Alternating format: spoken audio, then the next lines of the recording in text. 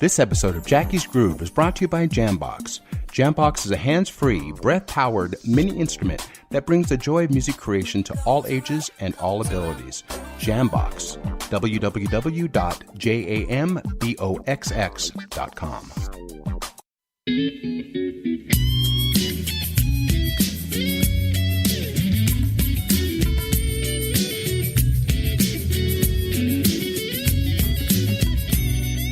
Jackie's Groove. Come journey with us through the rhythm of the music business with your host, Jackie Bertoni.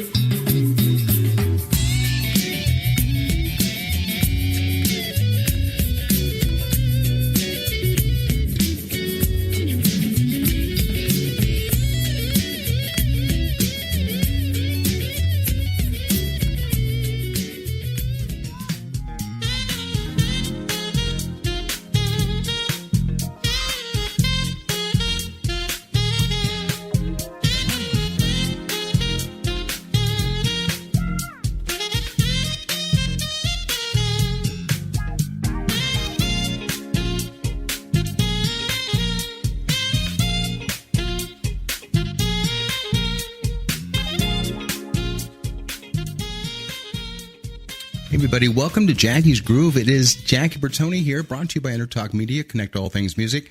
May 23rd, Wednesday, Hump Day. Happy Hump Day, everybody. Hey, man, we're going to do an impromptu interview right now because it's all about promotion today. My studio guest, Michael Paulo, who's got an amazing lineage of history with Al Jarreau, with Kenny Loggins, with Philip Ingram. The list goes down the line. James Ingram. We can talk about it, and we will talk about it. What we're going to talk about today is his 14th annual Temecula Wine and Jazz Festival coming up May 27th, this coming Sunday at Hawk Ranch in Marietta. So with that said, guys, with open arms and open ears, please welcome back to Jackie's Groove, my brother from another mother and from the islands, Mr. Michael Paulo. Michael, welcome back, brother. And which mother was that? Yes, from the other mother, exactly. Don't be talking about my mama. Hey, man. Aloha. All right, Jackie. Hey, welcome, brother. Hey, let's get right into it, man. 14th annual Temecula Wine and Jazz Festival. Take us on the road, baby boy. Well, it's been it's hard to believe I started this thing 14 years ago. When I actually moved down to Temecula, and the idea came about. Let me do a music festival down here, and of course, there's wine country and a lot of good stuff happening down there. So I started the event, and it was kind of based on what I was doing on the Big Island, the Waikoloa Food and Wine Music Festival. So I just got all my friends and invite them over, and I've been doing it for 14 years. We get together and do a charity event once a year down in beautiful Temecula Valley, and we raise money for charity. And that's the charity is the Boys Club? Well, yeah, this year it's Boys and Girls Club. We've also helped, military veterans and groups like that in the past. In the Shriners Hospital, we started with the Shriners Hospital for kids. Proud to say we've raised a few $100,000 from the event over the last 14 years. God bless, man. Hey, I want to talk to you about, and I want the listeners out there, the song we started at the top of the set was something new from this man who has been bugged by his fans worldwide to stop being the concert promoter and the quintessential concert promoter that he is, and to start with his own music again. And so I'm proud to introduce Michael Paulo's new album, which is called Beautiful Day. That is out on CD Baby and wherever music can be purchased. Let's just jump into the album, man. Amazon and all that stuff, right? Yeah, man. I was blessed to be one of the percussionists on the album, but go ahead and give a shout out to all the players, and then let's talk about the album in general. Well, start with the track you played on. It was a special tribute to my good friend Al Jarreau. Of course, we all know who passed last year, and yes, I did a version of your song, which is probably Elton John's doing a farewell tour, and what a great song! And Al did a version of it on one of his early records, and it was such a beautiful arrangement. And I decided to cover it on my record. And it was a tough trying to get that vibe, the arrangement, because of Al, but I had to do it. And I solicited my friend David Benoit to come and join me, And man, he just laid it out. I mean, the guy plays with so much feeling. So it's me and David, trading on the melody and soloing, and thinking about Al Jarreau and his beautiful soul. So that's the track, and you had some great percussion on that. But I also covered a lot of my favorite songs. I mean, Mr. Magic, Grover Washington. I did my own version, and of course the classic Europa. These are songs I've been playing for live for a long time, and I finally decided to record it. And then there's a lot of compositions, original compositions. The new single, of course, is "Who You Gonna Call," and that features my good friend Ray Parker Jr. Right, absolutely. Guitar. And so that was doing great. Number one most added at radio last week. So off to a good start. And then I had Peter White do a guest appearance, and Brian Simpson and Paul Jackson Jr. And so it's an eclectic mix of funk tunes, some pop tunes, and some nice ballads. And it kind of reflects on If You See Me Live. That's what I kind of do. I mix it up. But every song has a meaning. The title track was actually written in the car on my way to find out that I was going to be a grandpa. I knew my daughter was going to break the news to me and stuff. So, I wrote this song in the car. I mean, the melody came and I put it on the record, and it's called "A Beautiful Day," the title track. And it's a beautiful day, man. Knowing that you're going to have to be a grandpa. I love about that because I just talked to Terry earlier, your wife, and I called her grandma, and she couldn't stop laughing. The fact of the matter is, the scary thing about it, it's Natasha, Michael's youngest, who I used to hold in my arms as a baby. And this is we know we're getting old, and the fact is she's going to be a mommy, and which is going to make Papa Michael a grandpa, and Mama Terry a grandmother. So, and she's due when? Middle of June. Okay, so right on the corner. That's another thing I had to do my play, right? Yeah. Man, you know what? I got to tell you guys, and we're sorry that we came on a little bit late because, unfortunately, Michael was called out to a funeral, and we won't get too involved in that. But the fact is, with Michael, his daughter becoming a mother, him becoming a grandpa, they sold their beautiful home out here in Southern California. They're moving 2 days after the festival on the 27th. If Michael if Michael's not drinking now, now's a good time to start, man. But the fact is, moving forward. We're doing a festival, we're trying to move, and I just put out a new record 2 weeks ago, so all at one time. So it's crazy. Hey, you know what? Michael, we talked about the fact of all the years you've had with Al. In fact, you were fortunately with your papa, with Renee, the day that Al came to the house, and to have Al, only 15 minutes away from you, and it was very, very, it was sad because you couldn't make it. You were out of town, and the fact is, then we lost Al in February of last year. And the fact that I got a chance to spend 3.5 hours in my home, it's a minuscule amount of time versus the time that you spent with him and the Live in London.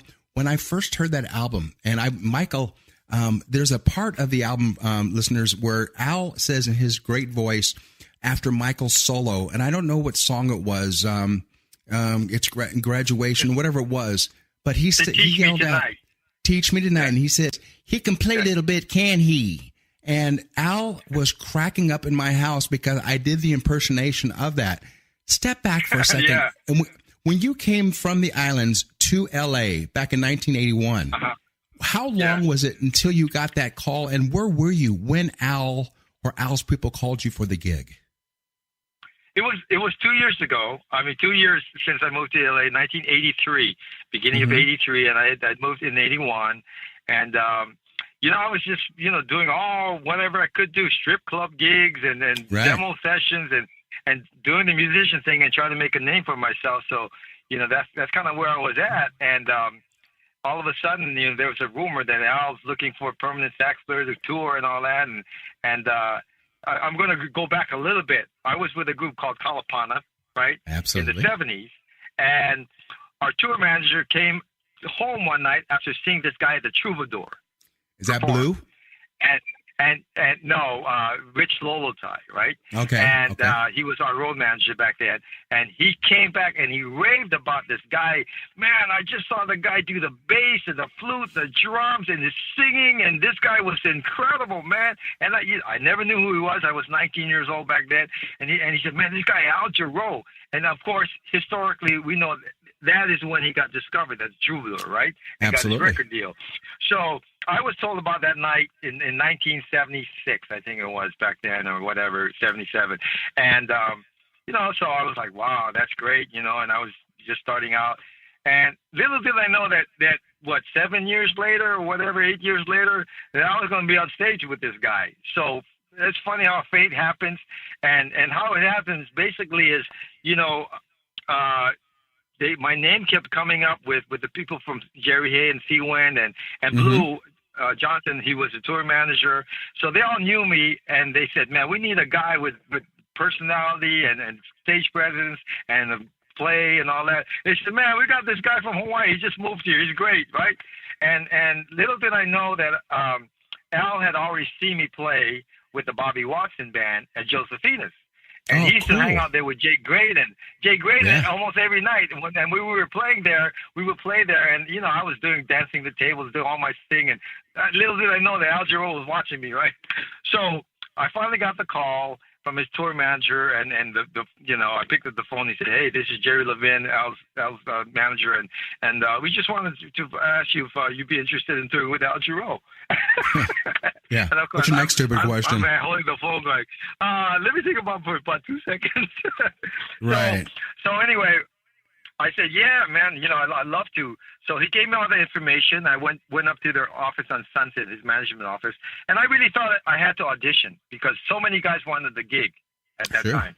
Right? Every sax player was vying for that gig. So I thought, okay, well, they're going to give me an audition. So I went up to the office, and I met Jerry. And then he sat me down in the office, and he started giving me all this information, the tour information, and everything about rehearsals, and then so and what the gig paid and everything, and so I left the office, and it dawned on me, it was like they were just giving me the gig, man, without an audition. Yeah, it didn't click. So I got in the car. I said, "I got the gig. I think I got the gig, right?" And then at rehearsal, I ran into Al the first day he showed up. And the coolest thing was he came right up to me. He looked at me. He said, I've been checking you out, man. Yeah, man. So everything came together, and it was a great relationship. So when you guys and the listeners out there, go to YouTube and type in Michael Paulo, Paulo, Al Jarreau, and Live in London, and look at this solo we're talking about, how this little Filipino Hawaiian was thrown out in the front of the stage when both of us had a lot of hair back then. And yes. and Michael killed it. In fact, I remember the jacket you were wearing with the extended shoulder pads and everything else on that gig. Yeah, I mean, exactly. I remember it was like yesterday. And really turning back the clock, my wife and I used to live in Costa Mesa, and there was a great jazz club at the time called Mucho Gusto. And I'm sure you remember on 17th Street. And so when I got the call from Michael, I actually ran into Michael in Oahu when I was playing with Henry Kopono and Cecilian Kopono, great acts out of Hawaii. And Michael said, hey, man, you familiar with Costa Mesa? I said, yeah, I live there. He invited me to play. And what a night it was. It was Tris Imboden on drums. It was Andrew Ford on bass, David Garfield on keyboards. It was either Andrew Ford or it was Dave Inamini. I don't remember which one. Freddie Schroeder's on guitar. Probably Andrew, yeah. And myself, and myself on percussion. But what reminded me of that night is when Michael stood up and he walked along the back wall against the booths at this restaurant, and he actually walked on the tables. And I said to myself, this boy is done Lolo. I mean, Hawaiian for crazy. and ever since then, we became friends, man. And not only friends, I became a huge fan of his music through all of the albums that I didn't record on, but I played live on myself, filling in for Lenny Castro, the great Lenny Castro on percussion. And as I say, the rest is history.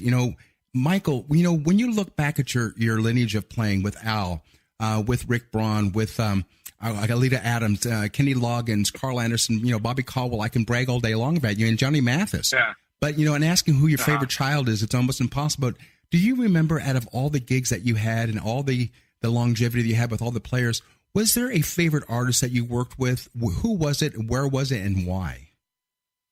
Well, I mean, you got to ask that question. It's Al, hands down. Right, of course. Mm-hmm. But aside from Al, working with James Ingram, well, man, I was a big fan. And so getting to tour with him for a few years, that was totally awesome, And I tell you, the biggest kick is I always think of myself still as this young kid from Hawaii, playing all the clubs there and wanting to move up to LA, the big city, and trying to make it in the music business. And even now, I still think of myself that way. And when I look back and realize that I got to play literally with almost everybody that I used to just listen to on records. In high school, I used to put these records on, and all these people that I admired and respected. And a few years later, after I got to high school, I was on stage with these people, and that's the greatest kick I get when I think back in those days. And still now, so blessed to have worked with so many greats as a sideman. It's been wonderful. You know what I love too, Michael, is the fact that all my brothers and sisters from Hawaii, you guys can be 98 years old and you still can look like you're in your 30s. You just don't age. And the fact is, I mean, and to know that you're actually 2 years older than me blows me out of the water, because I look like I'm 15 years older than you are. And but I want to jump back in this, because I'm going to take a different path this time, not as a performer on stage with you, but as an interviewer, because I want to get involved, because you are playing with Hawaiian legends, a group called Kalapana. I mean, when you first joined this band back in, I think it was 1975 through 79 is when you played with them, and the great Mackie Ferry, who we lost, one of the most amazing vocalists. I want to find out what made you, well, it's almost a redundant question, but what would make you go from the headliners like Patrice Rushen and Evelyn Champagne King and so on to a Hawaiian band that you're going to reintroduce to the IE, for the lack of a better location? What prompted you for doing that? Well, basically, when you get older, you think about your history, right? Mm-hmm. And you basically, at this point in my life, I just want to make music with my friends. I've done everything. I've done a lot. And now with a new record, I want to get out and play more music. And like you said, try to put the promoter hat, take it off more and just play, and that's kind of my goal at this point in my life is play more sax and play more music, play more what I do, and play with my friends. And Kalapana is part of my music history. I cut my teeth with them just out of high school. I toured the world. I made records, and they taught me a lot about the music business, and I've always kept in touch. I played on all their records. So, this year at the festival, I mean, I could have got bigger names and more mainstream artists, but I wanted to make this year's event about that. I mean, it's a charitable event, but I just wanted to have, friends. I mean, and present my musical history, and they have quite a big following, and like this year's event is great. It's a great success already. Caprice and I stopped by last. In fact, I sent you the pictures. We were outside of the venue, which is called Hawk Ranch in Marietta on Elm Street. You guys want to go to Michael's website, and we'll also post it when we archive this.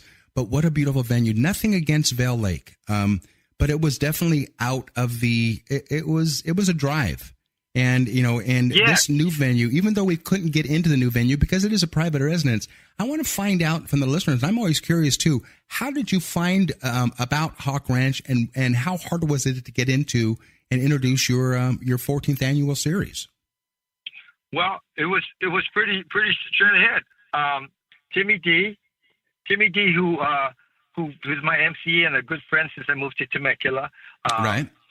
He basically told me about the venue. His entertainment company. He's probably the most well-known guy in Temecula area.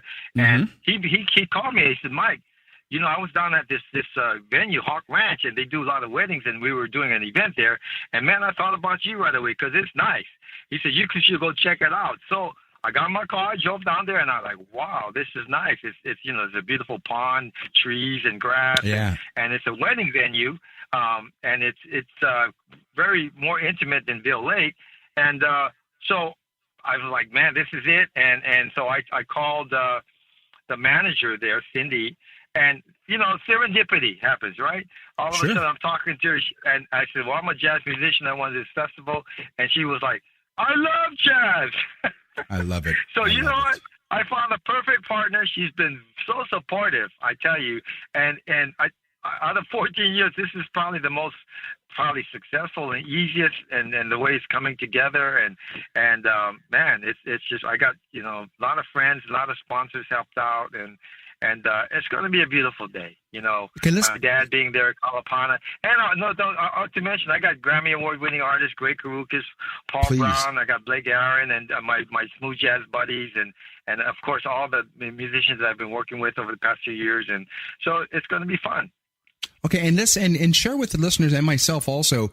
Michael has always hired two drummers, two bassists. Everybody, because it's a long day. Who's your choice this year around? Who's going to be on the stage, gracing the stage, other than the headliners you talked about? Who are the hired of course, guns? I got drummer Michael White. I mean, that guy's played with everybody. His resume is incredible. And of course, my good buddy Sergio Gonzalez is playing drums. So. And they've worked with me for 30 years. So, of course. And not to mention they're some of the best drummers around. Incredible. And of course I got Andrew Ford on bass, my buddy David Inimi on bass, and Fred Chusen on guitar. Beautiful. Gail Johnson's playing keyboards. Greg Karukas is playing keyboards. So like I said, a lot of my buddies that have been playing with my band for years, and they're all going to join me. Now let's talk about the sponsors out there. How many wineries? 11 wineries, if I'm correct in saying so? Yeah, I got 11 wineries doing wine tasting. So we'll have Winery Row, and basically the way it works, I got the wineries from Temecula, from Napa Valley, from Northern California, Washington. So it's a nice variety of wineries, and so basically you get wine tasting ticket, and you can go from booth to booth. So just for that alone, I mean, it's a great experience, And then, of course, I'll have food trucks. I got a Hawaiian food truck, barbecue truck, Beautiful. Asian food truck, a lot of food. And then we're doing, we got vendors, and we're also doing, guess who just showed up? My dad, Rene Paulo. God bless Papa Ray. How old is your Papa now? How old is Daddy now? Hi, how are you? Papa's going to be 88. In June. God bless your heart, Renee. And hey, great grandpa is in the house, man. It's amazing. I want to jump back for a second. Other than the owner grinds that we're going to have out there, is Big Dev going to be doing the barbecue that we know about, or is he busy doing something else? Big Dev is going to be doing barbecue, and he's going to be catering food for all of our artists. Okay, good. Now I want to ask you a question, and when your father's there also, I want you to kind of translate this. When Natasha, I'm going to jump right a little bit back because I love your daughters, Melissa, who's your eldest, and of course Natasha. When she came to you and told you, "Hey, Papa, you're going to be a grandfather," what did that, in our advanced age where we're at right now, when you found out that you're going to be a grandpa? I mean, and be honest with me, how many tears flowed from your eyes when you were told that? Well, I know you, Michael. I know you, Michael. House of Pancakes. Yeah, no doubt. We met at IHOP in Marietta, and man, I couldn't stop crying. I mean, it's just, your life changes when your child has a child, and everything else becomes insignificant. Insignificant, absolutely. And the fact that your daddy's here to see blessed occasion, that's got to be enough to warm your heart. I mean, we're really, really privileged, and I want to get a chance to sit there and maybe interview your dad because out of all the years that your dad has been around in the business and he's mentored you growing up, and the interview I had with Wally Sr. and I've got coming up, I don't know if even Florentino wants me to say it, but I've got a possible interview being lined up with Pops Escovedo right now, because the bottom line is, nice. Michael, Yeah, with Sheila and with Juan and with Peter. And the bottom line is what Wally Sr. or what Wally Jr. said to me and Danny said to me, Reyes, when Dad is gone, so go the stories, so goes the history. And I want to reach out to your dad. I'll talk to you about that afterwards. But and if you want to join your dad, but I want to bring some of the Hawaii back, and introduce him. Let your dad talk about what the business was long ago versus what it is today. Well, and so my dad came and he went to the bathroom. Good for him. Hey, God bless. God bless. He'll be back. Hey, now with Natasha being a mommy and the husband and everybody else, I don't remember. I can't pronounce his first name.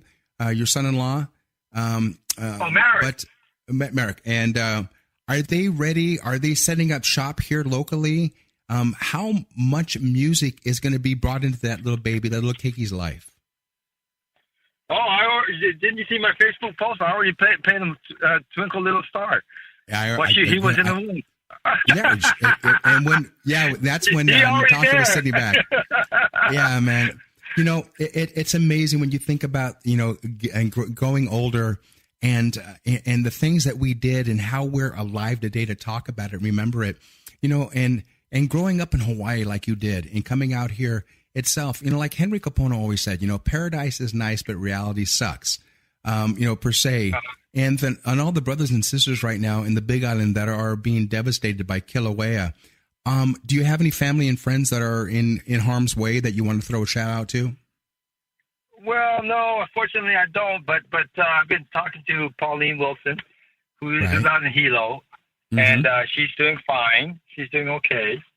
Yeah. They said the health, the breathing, and everything else is very toxic out there right now. So we want to throw a big aloha to everybody out there right now. Now, let's jump back into the music side of it all.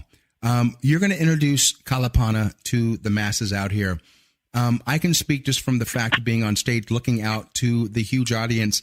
What is the capacity that you're going to be cut off with over at Hawk Ranch? Do you know that? Well, we're actually just trying to limit it to about 1,000 people this year. Oh, so you're going small this year? Yes. We're just trying to keep it intimate and manageable. So if you didn't get your tickets, you better hurry up because I think we're almost sold out. And I wanted to tell everybody, you definitely want to go there for the music and go to get infused with Hawaiian music and the history of Kalapana, but also taking over the lead vocals or the vocals that Mackie Farah used to sing is a gentleman by the name of Johnny Valentine, actually a Nahoku winner. Congratulations, brother Johnny. He just won the Nahoku, Hawaii's most favorite entertainer.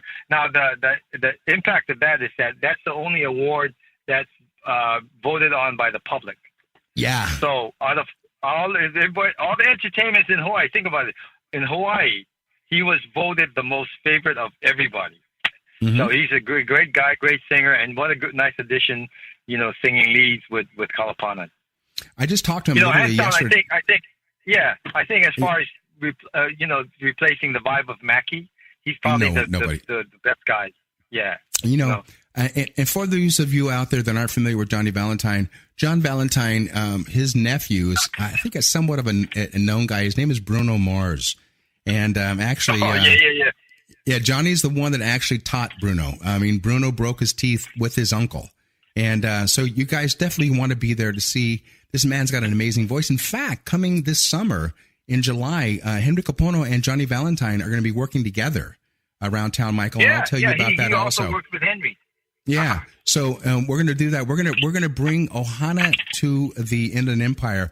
Now, the show starts at the gates open at what time, Michael? Doors open at 2:00, and we'll be done by 7.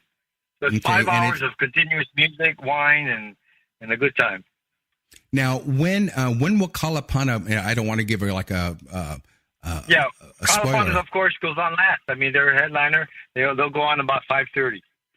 Okay, perfect. And they'll be doing all the great hits of Kalapana. And they're doing all the hits. Uh-huh. Now, is Gaylord playing also? Yeah, Gaylord's playing keyboards. It'll be Gaylord Holomalia on keyboards, Garen Poliahu on drums, and of course DJ Pratt, original member, on guitar. Lonnie Billy, original member, on guitar and vocals, and of course Johnny Valentine on vocals, and I'm blowing sax.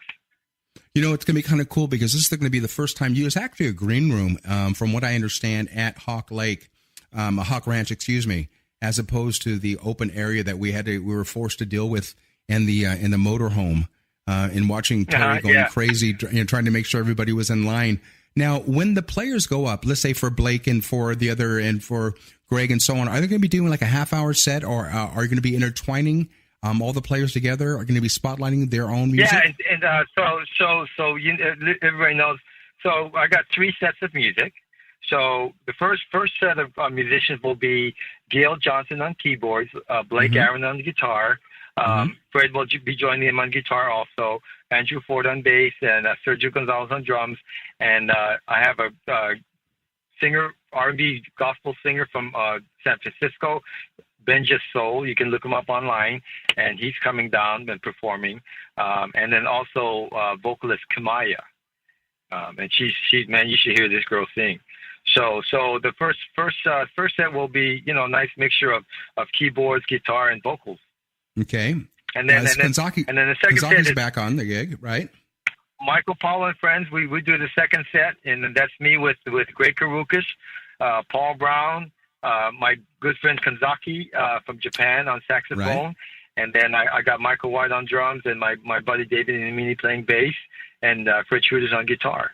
I love it. That'll be our smooth jazz set. Yeah. Now you're bringing your own sound in, from what I understand itself. Have you? I mean, it's kind of putting the cart in front of the horse, but is it going to be as clean and clear as it was at Vail Lake? Is that? I mean, I know you're in charge of that. What's the audience going to be? Absolutely. I have my sound man that does all my grooves at the Western events, and then I've done other events with him, and sound is key for me, right? I'm music got to sound good, and I the best way I can put it is when this guy mixes sound, it sounds like a record outside. It sounds like you're listening to a record, and that's Victor. Victor's great with that, and and that's what they're going to get. Yeah. Okay, and I'm also looking at a text right now from a listener with regards to "Beautiful Day."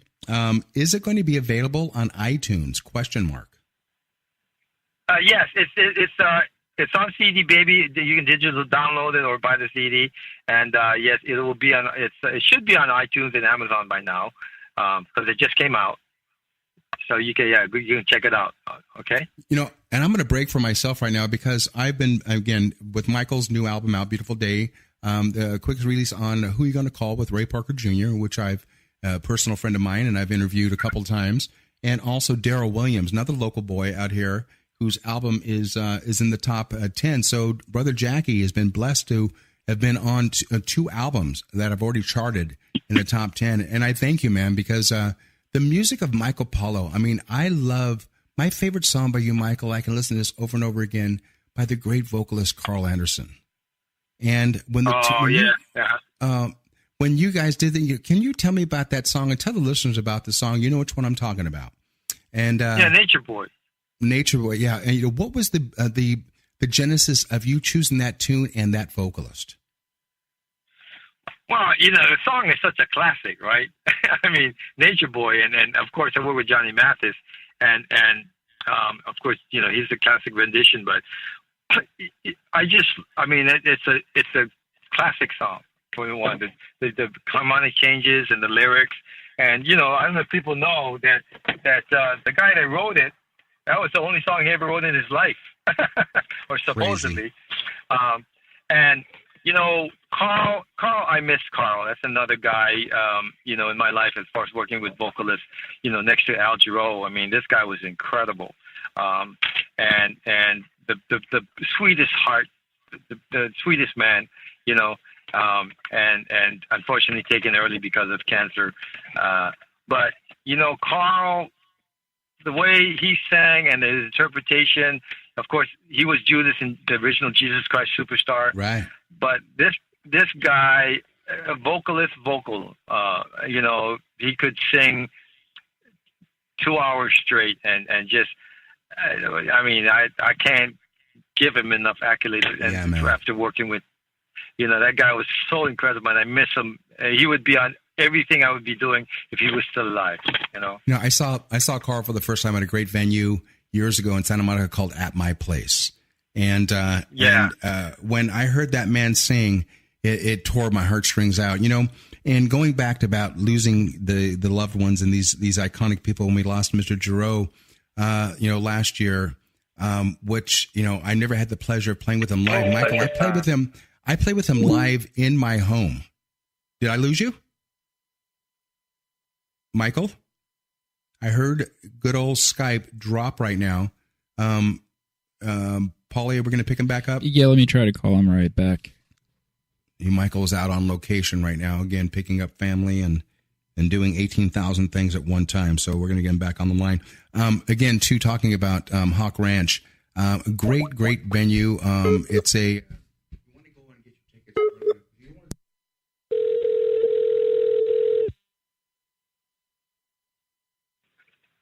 Hello, Michael Paulo. We got disconnected.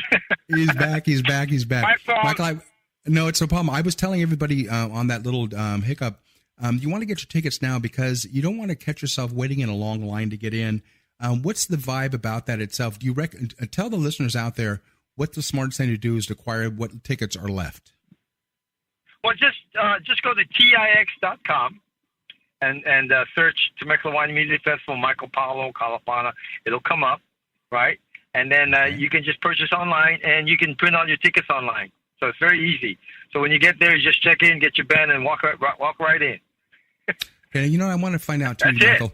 We started talking about before we lost you there about all the people that are passing. In our age. We're talking about Al, who was 76 years old. When Al came to my house, Al suffered from what was called spinal stenosis. He was using a crutch to get himself around, and he said jokingly that he's going through what is called mutiny on the body.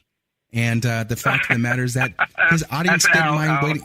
Yeah, he didn't mind waiting. The audience didn't mind waiting for the 76-year-old man to hobble out on stage because even though he walked like a 90-year-old man, he sang like a 30-year-old man. And I asked him questions I heard he was singing. He's still singing great. Yeah, man. And the fact I said, did you, because he just came back 3 days earlier from Montreux.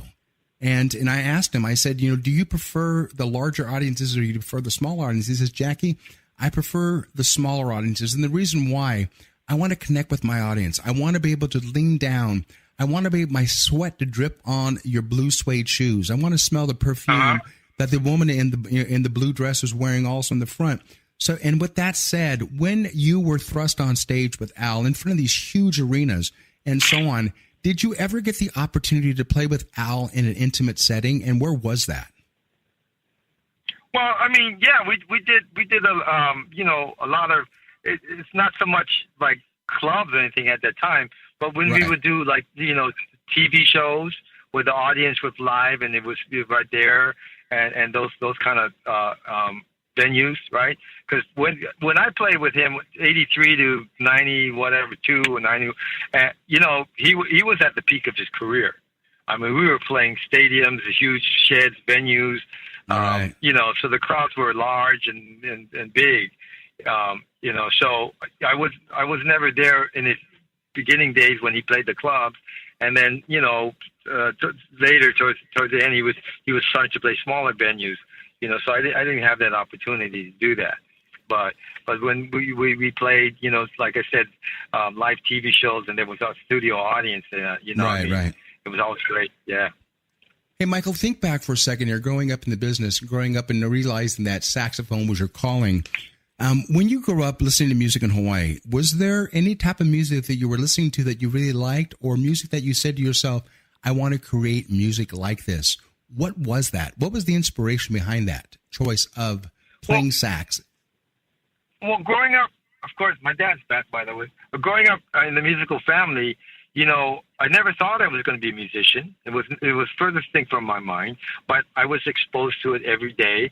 Of course, my dad playing, my mom singing, my siblings, and my older sisters listened to the Beatles and Carole King and all these great artists.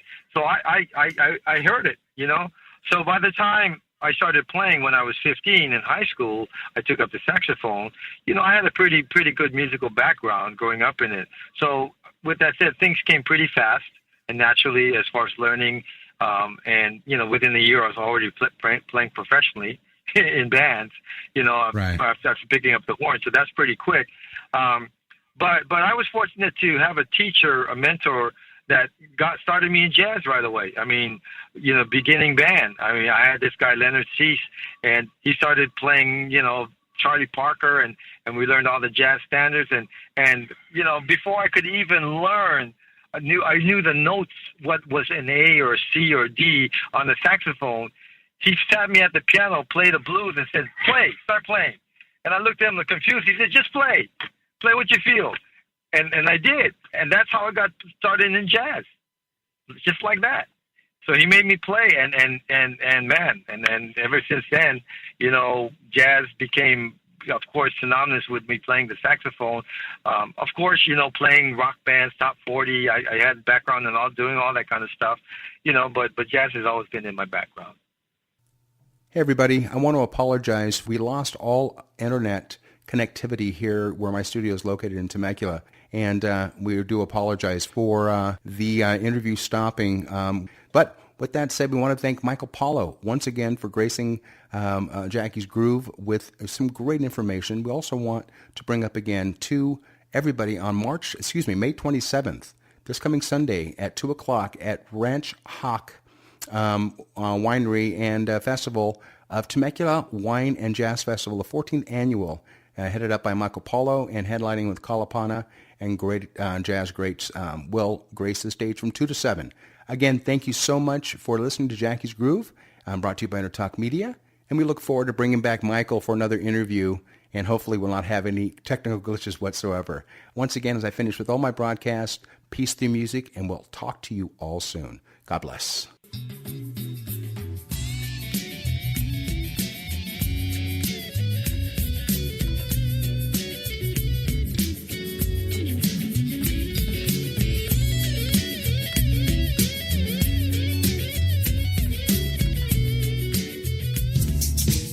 This is Jackie Bertoni from Jackie's Groove.